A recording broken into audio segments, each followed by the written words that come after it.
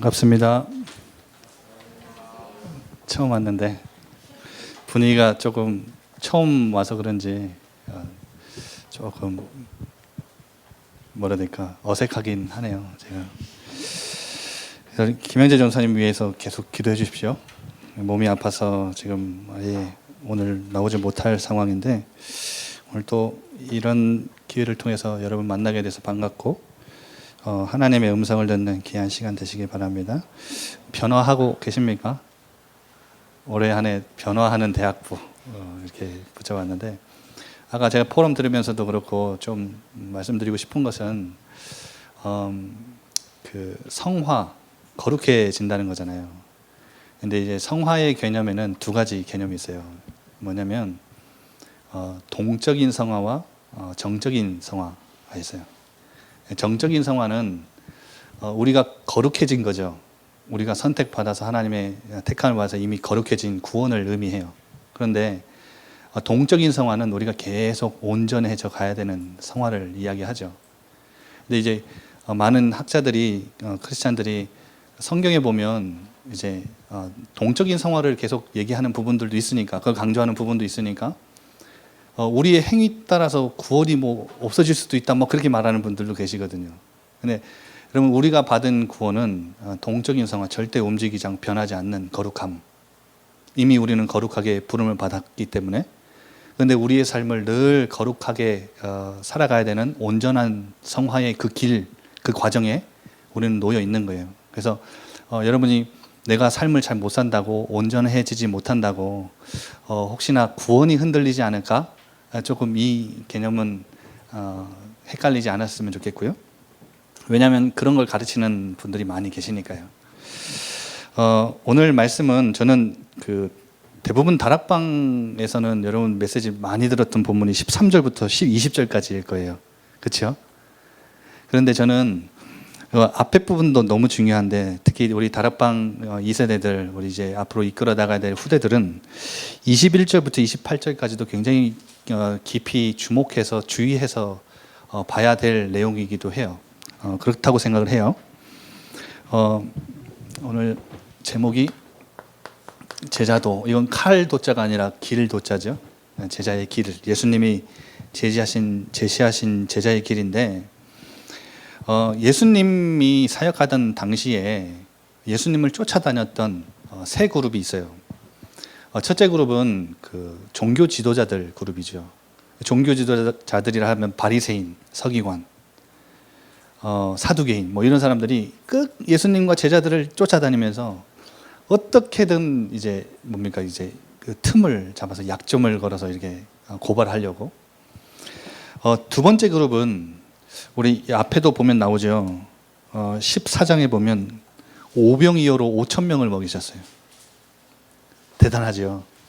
그리고 15장 32절부터 보면 7병이어로 4,000명을 먹이셨어요. 막 눈먼 자들 보게 하시고 저는 자들 걷게 하시고 막 이런 역사들이 일어나니까요. 막 쫓아다녔던 무리가 있어요. 그룹 중에 두 번째 그룹이 무리예요. 그런데 세 번째 그룹은 어떤 그룹이죠? 여러분 잘 아시다시피 예수님이 직접 택해서 부른 제자들이 있었어요. 그런데 오늘 제자들과 함께 이렇게 동역하시면서 함께 이렇게 데리고 다니면서 동행하시면서 가장 중요한 이제 사역의 전환점을 맞이하신 거예요.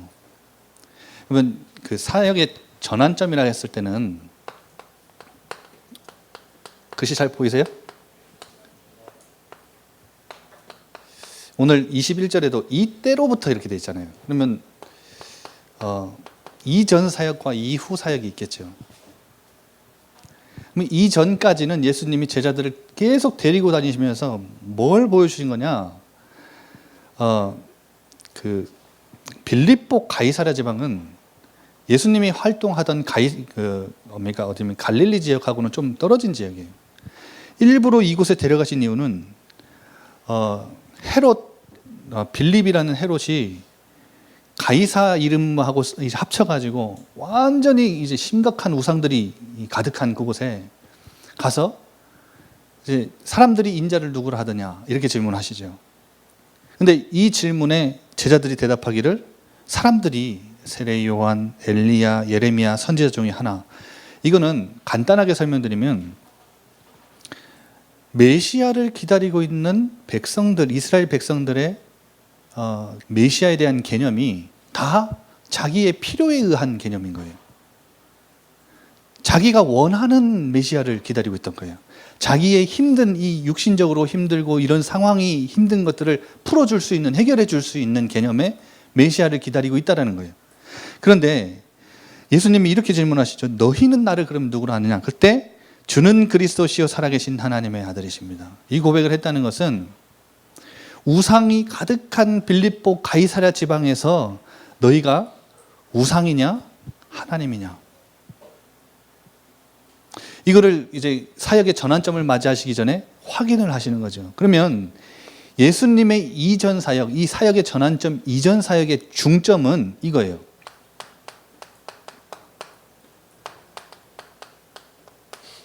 그리스도를 고백하는 단계까지. 그래서 종교 지도자들 아니고 무리들이 아니고 제자는 뭘 할 수 있어야 돼요? 그리스도를, 예수님을 보고 자기 필요에 따른 그리스도가 아니라 주님은 그리스도시요 살아계신 하나님의 아들 메시아시요, 예수님을 보고 이렇게 고백할 수 있어야 돼요. 그래서 저는 이게 가장 중요한, 무리에서 제자를 만드는 데 있어서 가장 중요한 포인트라고 생각합니다. 그래서 여러분은 그리스도의 제자로 부름받은 자들이기 때문에 내가 필요에 의해서 그리스도를 복음을 믿고 여러분 신앙생활을 시작했을 수도 있어요. 그런데 진짜 제자는 어떻게 고백하는지 아세요?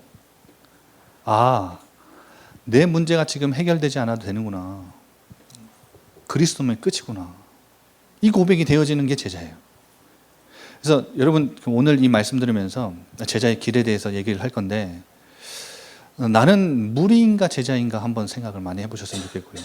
그리고 지금 앞에서 이렇게 사역하고 있는 대학에서 막 이렇게 지교회하고 사역하시는 분들도 계시죠. 그런 분들은 여러분이 이제 한 친구에게 복음을 전해서 영접하고, 그것도 중요한데 이 친구를 어떻게 만들어야 돼요? 그냥 교회 나오는 사람 말고 교회 제자화 만들어야 되잖아요. 그러면 제자화 만드는 방법과 길이 여기 있고 내가 제자가 되는 길이 여기 있는 거죠. 그래서 여러분 한번 점검해 봤으면 좋겠어요. 이 고백할 때 하나님은, 예수님은 이것은 하늘에 계신 아버지께서 너에게 알게 하신 거다, 은혜를 알게 하시죠. 음부의 권세가 이기지 못한, 그리고 하늘에서, 땅에서 매면 하늘에서 매고 땅에서 풀면 하늘에서 풀리고, 이게 전부인 거죠. 그리스도 하나 고백했는데 이걸 주세요. 더 이상 뭐 필요하다고 얘기하지 않아도 될 만큼. 그런데 중요한 거는 그리스도를 고백하는 수준에 머물지 말고, 제자는 이제 예수님이 이걸 말씀하시죠. 21절에 그리스도가 오신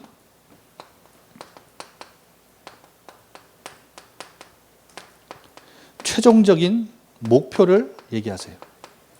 그게 뭐지요? 이제 뭘 당하셔야 돼요? 고난을 당하셔야 되는 거예요. 그리고 뭘 당하세요?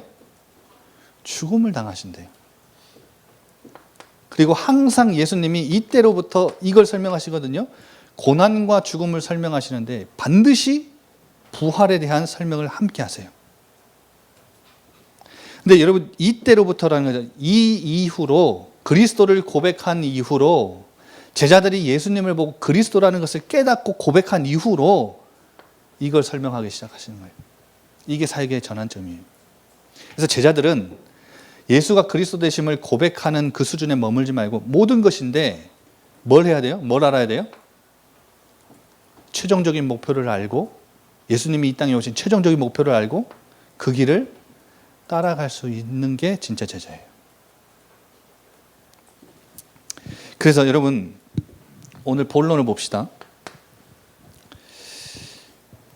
24절에 보니까 예수께서 제자들에게 이르시되 누구든지 나를 따라오려거든. 그러면 이제 3년 동안 예수님을 따라다녔잖아요. 그런데 예수님이 제자들에게 누구든지 나를 따라오려거든 이렇게 말씀하세요. 제가 이 말씀에서 아니 이제까지 계속 따라다녔는데 뭘 따라오라는 거야 또, 이런 생각 많이 했거든요. 여러분 뭐가 느껴지세요?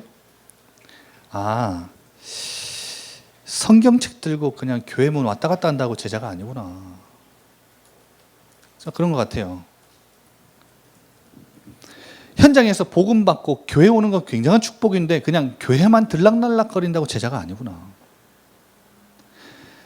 예수님을 그냥 3년 동안 쫓아다녔던 제자들 보고 너희가 나를 따라오려거든. 예수님과 3년 동안 동고동락하고 동행했는데 진짜 따라간 게 아니었어요.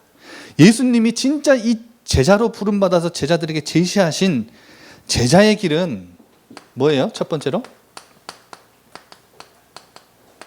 자기를 부인하는 거예요. 자기를 부인하는 거예요. 자기를 부인한다는 말이 뭐죠? 이거 버리는 거예요. 여러분 베드로의 반응을 보세요. 예수님은 이거 하러 오셨잖아요. 예수님이 고난당하셔야 우리가 뭘 얻어요? 나음을 얻어요. 예수님이 죽으셔야, 십자가에 돌아가셔야 그의 피로 우린 뭐 얻어요? 뭘 얻어요? 생명을 얻어요. 죄사함 받는다고요. 예수님은 사람들에게 높임을 받으려고 오신 게 아니라 이거 하러 오셨어요.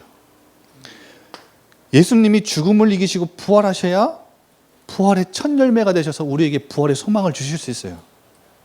그렇죠? 그런데 이 가장 중요한 그리스도를 이 땅에 하나님이 보내신 가장 중요한 마지막 사역이 설명되자마자 22절에 뭐라 그래요? 예수를 붙들고 어떻게 한다고요? 항변하여 이르되 주여 그리하지 마옵소서. 이 일이 결코 주께 미치지 아니하리다. 이때 여기 써 있는 항변이라는 단어는요, 원어로 보면 에피티마오예요. 에피티마오.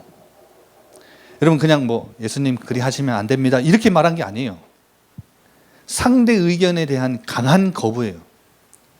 하나님이 이 일을 금지하셨습니다. 예수님 당신이 이 일이 절대 당신에게 일어나서는 안 됩니다.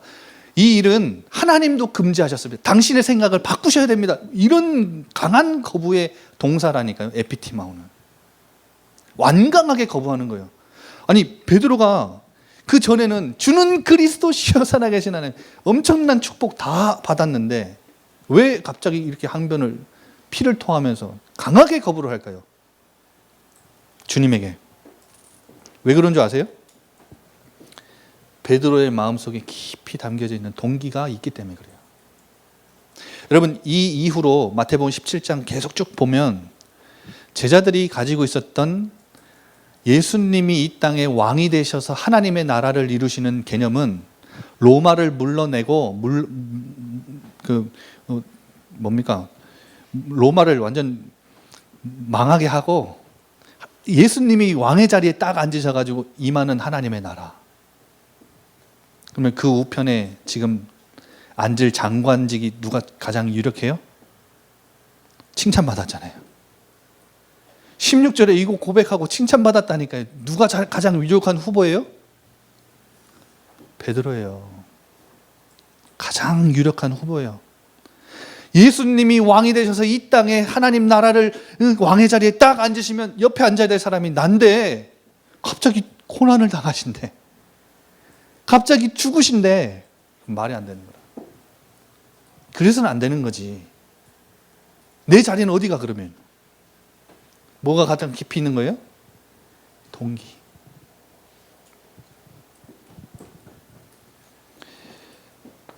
나의 계획. 또 뭐가 있죠? 뜻. 내 주장. 내 생각. 다 합쳐보면 내 자아. 이거를 부인하는 거죠. 근데 여러분, 이게 필요 없습니까? 아니죠. 이거 갖고 살아야 되잖아요. 이거 없으면 어떻게 삽니까? 그런데 중요한 게 뭔지 아세요? 사단은 늘 이런 것들 가지고 여러분을 속여요. 그래서 오늘 이 베드로가 항변하는 얘기를 듣고 예수님이 이 숨어 있는 동기를 모르겠습니까? 뭐라 하죠? 베드로야 내 뒤로 물러가라 그래? 아니요. 사탄아 내 뒤로 물러가라. 이게 사단의 속임수니까요. 왠지 아세요? 너는 이 엄청난 하나님의 일을 앞에 두고 늘 뭐만 생각해요? 사람의 일만 생각하게 만드는 게 사단의 전략이에요. 그러면 그래서 교회 중직자를 뽑고 뭐 중요한 대학부가 사역을 하고 하는데 저 사람만큼은 장로 되면 안 돼. 아니 다 장로 돼도 되는데 저 사람만큼은 장로 되면 안 되는 거라. 이게 뭐예요? 하나님이 그 사람 기름 부어 하실 일이 있다는데 뭘 생각하는 거예요? 우리는 사람의 일을 생각하는 거예요. 늘 자기 생각, 자기 주장, 자기 뜻, 자기 계획, 자기 동기. 그래서 여러분 꼭 기억하세요. 사단은 늘 여러분 가장 중요한 하나님의 일을 앞에 두고 사람의 일을 생각하게 할 거예요. 여러분 하나님의 일이 있지만 늘 사람의 일을 먼저 생각하게 해서 여러분을 흔들 거예요. 오늘 강남 말씀에도 나왔죠. 여러분 절대 사단은 우리를 못 이겨요. 그래서 겁주는 거예요. 그리고 여러분 우리가 하나님의 이 중요한 뜻과 계획 생각 잃지 못하도록. 그래서 지금 이 시대의 교회들이 싸우는 이유를 보면 다 이거예요. 자기 거예요. 교회를 위해서 한다? 그것도 다 자기 거예요. 하나님의 일은 맞죠. 그런데 사람의 일을 생각하게 한다니까요. 그래서 여러분 저는 이 말씀을 묵상하다가 자기를 부인한다. 버리는 것이 아니에요. 여러분 자기를 부인한다는 건 내 자아를 버리는 게 아니에요. 뭔지 아세요? 자기를 부인한다는 것은 버리는 거는 무소유. 불교에서도 얘기해요. 입이 내려놓으면 비로소 보이는 거 막 이러잖아요. 그런데 자기를 부인한다는 것은 필요가 없어지는 거예요. 아시겠지요? 왜 필요가 없어요?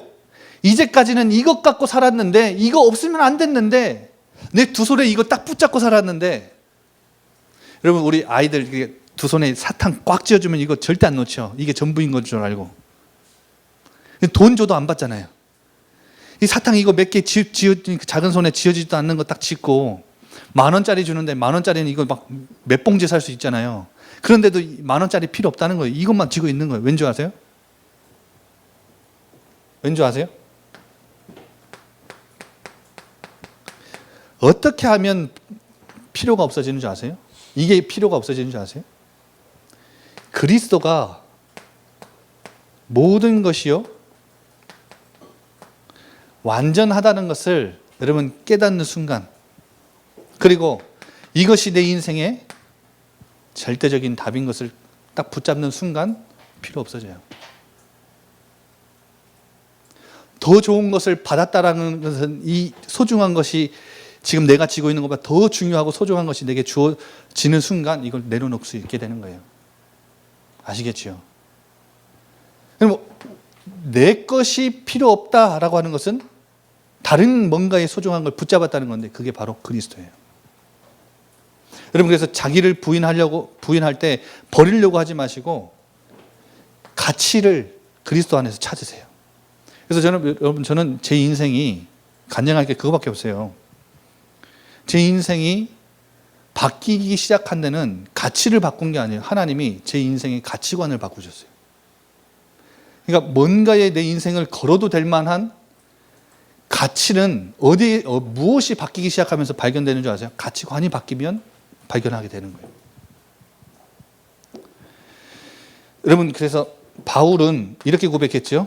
갈라디아서 2장 20절. 가장 중요한 고백이죠. 내가 사는 것이 아니요 누가 사신다고요? 내 안에 계신 그리스도가 사는 겁니다. 빌립보서 1장 20절, 21절. 살든지 죽든지 내 몸 안에서 그리스도가 존귀하게 되게 한대요. 그걸 원한대요. 근데 지금 바울은 어떤 상황인지 아세요? 감옥 안에서 석방될지 아니면 순교할지 모르는 상황이에요. 그런데 내가 살든지 죽든지 내 몸 안에서 그리스도가 존귀하게 되기를 원한대요. 왜냐?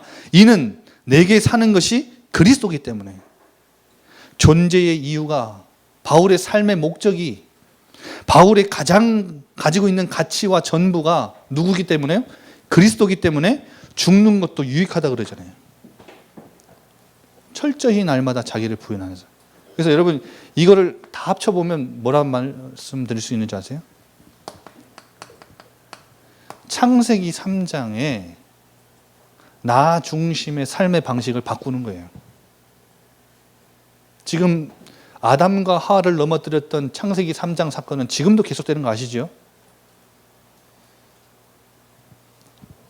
내게 유익 안 되면 절대 안 하잖아요. 내가 원하는데 뭘 왜 안 된다고 성경에서 왜 규정을 해? 그렇게 말하는 게 포스트 모더니즘이잖아요. 기준은 왜 성경이 내 삶을 규정해? 내가 좋다 그러는데 남자가 남자를 좋아해도 괜찮은 거예요. 그게 포스트 모더니즘이에요.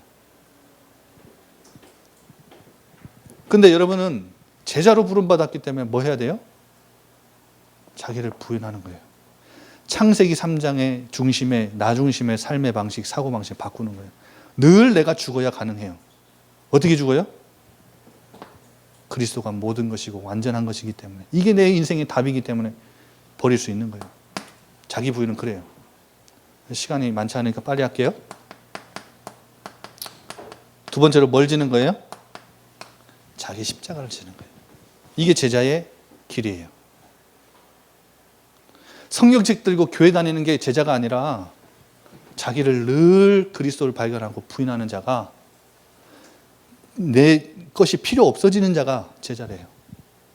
날마다 죽는 자가 제자래요. 그리고 두 번째로 자기 십자가를 지는 자가 제자래요. 모델이 있죠. 십자가는 누가 지셨어요? 예수님의 십자가는 어떤 십자가예요? 우리가 짊어지는 십자가와 똑같지는 않잖아요. 모든 인류의 죄를 다 지고 가신 건데, 뭐라고 볼 수 있어요? 예수님의 십자가를 진다라고 봤을 때 많은 사람을 살리는 순종이에요. 그래서 여러분, 여기서 여러분 착각 안 했으면 좋겠어요. 마태복음 11장 28절에서 30절에 보면 수고하고 무거운 짐진 자들아 다 내게로 오라. 내가 너희를 쉬게 하라. 딱 여기만 좋아하지요. 29절 30절 보면 내가 주는 짐이 있어요. 예수님이 짊어주시는 짐이 있어요. 수고하고 무거운 짐은 내게 와서 다 내려놓고 예수님이 짊어주시는, 우리에게 지어주시는 십자가, 그 짐이 있다니까요. 쉽고 가벼운 거예요.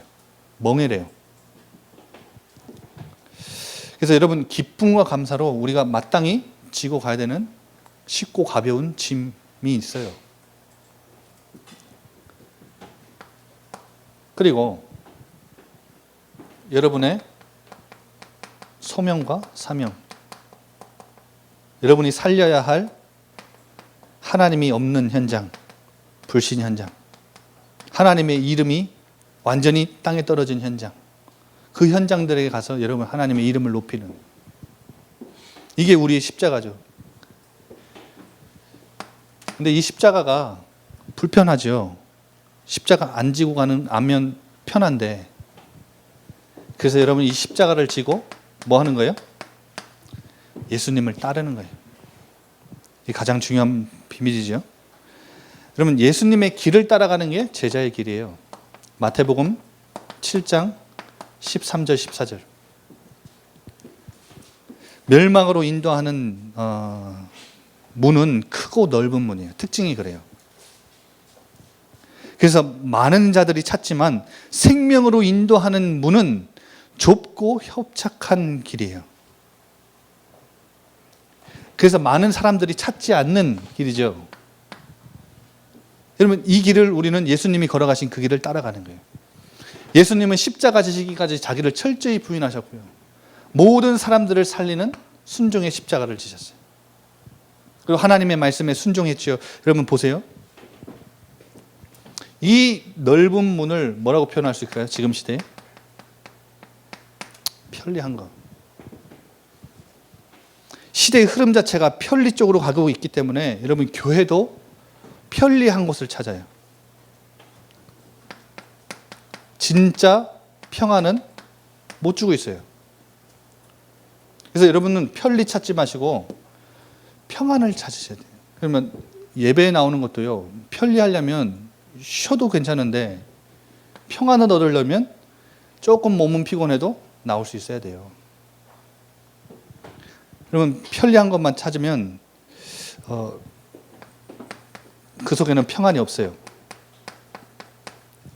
넓은 문은 뭐예요? 사람들 다 뭐 찾죠? 쾌락 찾죠. 근데 여러분, 쾌락에는 진짜 기쁨과 감사가 없는 거 아세요? 쾌락을 찾아서 여러분 살다 보면요, 그 안에 뭐가 있느냐면 올무가 있어요. 올무. 딱 거기에 사로잡혀 살게 돼요. 그리고 많은 크리스찬들이, 그리고 대학생들이 자유 찾는데, 여러분, 자유를 나는 구원받았으니까 아무렇게나 살아도 된다. 방종이에요, 그거는. 여러분, 진짜 자유는 어디 있는지 아세요? 하나님과 그의 법, 그의 말씀 안에 진짜 자유 있는 거예요. 그래서 진리를 알지니 진리가 너희를 자유케 하리라. 여러분, 진짜 진리를 알면요, 하나님 안에, 그의 말씀 안에 거하는 것이 얼마나 우리에게 자유를 주는지 아세요? 여러분, 새 언약과 옛 언약은 방식이 바뀐 거지 율법이 사라진 게 아니에요. 예전에는 모세를 통해서 겉에 율법을 주셔서 이걸 지켜야 사는데, 이제는 예수님이 오셔서, 율법의 완성되신 예수님 오셔서 말씀하신 율법의 해석은 달라요. 뭔지 아세요? 겉으로 지켜야 되는 게 아니에요. 우리 마음으로 지켜야 돼요. 우리 안에 주셨다니까요. 율법이 사라진 게 아니라. 그래서 말씀 따라 사는 것이 가장 안전해요. 거기에 자유 있다니까요. 내 마음대로 사는 거, 여러분, 에덴 동산 바깥에 떠나서 하나님이 지어주신 그 한계선이잖아요. 바깥에 나가서 살 수 있어요? 못 사는 거예요. 거기 자유 없어요. 그래서 여러분, 우리 대학생들하고 이거 꼭 굉장히 좀 깊이 나눠야 될 말씀인데 좀 시간이 없으니까. 그래서 여러분, 시편 1편 1절 2절 아시죠? 악인들의 길, 죄인들의 길, 오만한 자의 자리에 앉지 않아도 되는 이유가 뭔지 아세요? 오직 여호와의 율법을 즐거워함으로 어떻게 되나요? 주야로 말씀을 묵상하는 자, 율법을 묵상하는 자. 하나님 안에 참된 자유 있고 하나님의 말씀 안에, 법 안에 진짜 자유 있어요. 그래서 여러분, 누군가를 따른다는 것은 뭐가 필요해요? 훈련이 필요하죠. 그래서 이스라엘 민족을 하나님이 훈련하신 것을 보면 딱 이 내용이에요. 하나님을 의지하는 훈련. 그리고 말씀 듣고 말씀 따라가는 훈련. 그리고 어떤 훈련일까요? 세상 방법과 이치에는 전혀 안 맞는데 순종하는 훈련. 여러분, 그렇게 생각 안 해보셨어요? 아니, 모세에게 이 백성을 내가 다 끌어내겠다면, 그러면 이미 바로도 다 죽이고 방해 요소 다 죽이고, 그리고 모세 가가지고 다 끌고 나오면 되는데 그렇게 안 하셨어요. 어린 양의 피를 바르게 하셨잖아요. 세상적으로 봤을 땐 절대 말이 안 되는데 순종했을 때 빠져나왔어요. 여러분, 그렇게 생각 안 해보셨어요? 홍해 다 갈라놓고, 야 봐라, 너희들 내가 인도하는 거 보이지? 자, 건너가라. 이렇게 해도 되는데 홍해 어떻게 했죠? 못 건널 강처럼, 바다처럼 이렇게 막아두시고 앞에 가게 하셨잖아요. 왜 그러셨을까요? 하나님 바라보라고. 내 말 들으라고. 너 나 의지해. 그러면 끝이야. 내 말 들어. 그리고 순종해. 그러면 이거 할 때 하나님이 주신 응답은 어마어마한 거죠. 그래서 여러분, 예수님을 따라가는 데는 이런 훈련들이 필요합니다. 마지막으로, 여러분, 이 기독교는 역설이 난무한 거 아시죠? 그래서 세상 사람들이 볼 때는 절대 이해 못하고 절대 순종 못해요. 말도 안 되거든요. 오늘 그 말씀하시잖아요. 그래서 우리 대학생들은 거짓된 세상에 반응하지 말고 진리의 말씀에 늘 반응하세요. 우리 양재 전사님이 계속 진리의 말씀 전달해 주면요, 강단 말씀과 함께 여러분 반응하세요. 반응. 근데 우리는 대부분 어디에 반응하고 살아요? 세상 말에 반응하고, 엄마 말에 반응하고, 친구 말에 흔들리고 반응하고. 진리에 반응해야 돼요. 이게 참된 거니까요. 여러분, 어디에 반응했으면 좋겠느냐? 오늘 25절 보세요. 제 목숨을 구원하고자 하면 잃는데요. 세상은 절대 이해 못해요, 이 말을. 그런데 누구든지 나를 위해, 복음을 위해, 전도와 선교를 위해 제 목숨을 잃으면 어떻게 된다고요? 손해볼 것 같지요? 다 없어질 것 같지요? 피해볼 것 같지요? 아니에요. 찾게 돼요. 이게 진리예요. 여기에 반응하세요. 여러분, 사람이, 예수님이 이렇게 부연 설명을 하시죠. 온 천하를 얻고도 제 목숨을 잃으면 무엇이 유익하겠냐? 무엇을 주고 제 목숨과 사람이 바꾸겠냐? 그런데 사람들이 이 진리를 모르니까 자기 목숨을 구원하려고 열심히 애쓰고 몸부림치지만 결국은 잃게 되는데, 나를 위해, 복음과 전도와 선교를 위해 여러분을 드리면, 여러분을 잃으면 어떻게 된다고요? 찾게 되는 거예요. 그게 진리예요. 그래서 27절, 28절에 인자가 이 땅에 영광으로 오게 될 것인데 그걸 보는 자들도 있을 것이다. 이 말은 여러분이 진리에 반응하고 있으면 하나님이 반드시 여러분을 영원한 것을 남기는 축복 가운데 인도하실 거다. 이 말이에요. 우리는 영원한 것 축복 다 받았다. 이 말이에요. 좀 어렵지요? 다들 표정 보니까 다들 피곤하고 지치고 힘든데, 여러분 한번 이 말씀 한번 잘 묵상 한번 해보세요. 저는 지금 제자들하고 저희 전도학교에서 계속 말씀 나누고 있지만, 우리는 무리가 아니고 제자예요. 제자로 부름받은 자들은 이 길을 쫓아가야지 자꾸 뭡니까? 반대로 생각해 보세요. 자기 부인 절대 안 하고 창세기 3장 중심 가지고 살고, 창세기 6장 물질 육신 중심 가지고 살고, 예수님을 따르기는커녕 성공 중심 살고. 여러분 이 삶의 방식 가지고 있으면 절대 진리의 말씀에 반응 못해요. 세상 따라가야 돼요. 세상 타협하고 살아야 돼요. 여러분 대학 가보니까 중고등학생 때는 또 다르지요. 엄청난 그 문화의 홍수 이런 거 많이 다가오잖아요. 교회에서 듣는 말씀보다 세상에서 교수님들이 말하는 게 진리 같잖아요. 그렇게 들리잖아요. 뭐 이성적으로 막 공격하는 그 가장 발달한 시대가 대학생 아니에요. 그래서 여러분 마지막으로 제가 이 말씀만 좀 드리고 싶어요. 신천지가 대학생들 엄청 많이 데리고 다니죠. 엄청 많이 끌고 가잖아요. 왜 그런 줄 아세요? 대학생 시기가 가장 이성으로 발달하는 시기이기 때문에 그래요. 예전에는 그 신천지에 그래서 간 친구들 보면 대부분 다 교회, 어릴 때 여러분처럼 교회 다닌 친구들이에요. 근데 그 친구들 왜 신천지 간 줄 아세요? 이성으로 가장 발전할 때니까 신천지가 딱 가져가지고 성경 읽으면서 이성적으로 너 이해가 되냐 이거? 안 된다 그러죠. 그러면 신천지식으로 풀어요. 그러면 이 친구 맞네? 그러고 가는 거예요. 이성이 가장 발달한 시기이기 때문에, 이성이 가장 강한 시기이기 때문에 여러분 말씀도 이성으로 생각하고 이성으로 이해하고 내가 믿겠다 그러면 안 되는 거예요. 그게 가장 위험한 거 아시죠? 여러분 그래서 예를 들어서 신천지가 여러분 창세기 3장 딱 말씀을 가지고 뭐라 하는지 아세요? 야 봐라, 뱀이 하와를 유혹했다네. 근데 너 뱀이 말하는 거 봤어, 안 봤어? 그렇게 신천지가 가서 공격한다니까요. 어릴 때는 그냥 아무 생각 없이 엄마 아빠 따라서 교회 다녔던 친구들이 생각해보니까, 이성적으로 생각해보니까 진짜 맞거든. 아니, 뱀이 말을 해? 말도 안 되거든.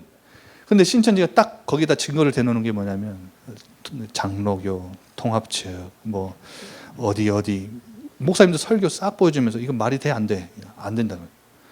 근데 이 말은 무슨 뜻인 줄 알아면서 신천지 이만희가 풀어놓은 그거 가지고 이성 공격해서 데리고 갑니다. 무슨 말인지 아시겠죠? 여러분, 이성이 가장 발달할 때 말씀이 제일 안 들릴 수도 있어요. 진리의 말씀에 반응 못할 수도 있고요. 예수님을 따라간다? 이게 실제로는 여러분의 삶에 진짜 적용 안 될 수도 있어요. 그런데 여러분, 오늘 말씀 그냥 우연이 아니라 양재현 전사님 아파서 제가 와서 말씀 전했지만, 이 말씀이 예수님이 여러분에게 너희 내 제자이기 때문에 나를 이렇게 따라와 라고 제시하신 제자의 길이 맞다면 한번 묵상해 보세요. 집에 가서 나는 나를 부인하고 있는 제자가 맞는가? 내게 맡겨주신 그 십자가를 지고 갈 수 있는 제자가 맞는가? 그리고 예수님을 따라가는 훈련된 제자가 맞는가? 하나님 아버지, 감사합니다. 우리 대학부 랩런트들에게 가장 말씀이 들리기 힘든 시기, 이성이 가장 발달한 시기이지만, 하나님, 우리 랩런트들이 하나님 앞에 엎드려 은혜 간구하고 말씀이 들려지는 하나님의 역사 간구할 때마다 하나님, 이들에게 밝히 깨달아 하나님의 뜻과 계획을 알 수 있도록 인도하여 주옵소서. 특별히 오늘 제자도의 말씀을 하나님 우리에게 허락하심에 감사합니다. 자기를 부인하고 자기 십자가를 지고 예수님을 따라가는 대학 제자들이 될 수 있도록 주님께서 인도하시고, 진리의 말씀에 늘 반응하여 영원한 축복을 남기는, 영원한 축복을 누리는 우리 대학 제자들이 될 수 있도록 인도하여 주옵소서. 살아계신 우리 주 예수 그리스도 이름으로 기도드리옵나이다. 아멘.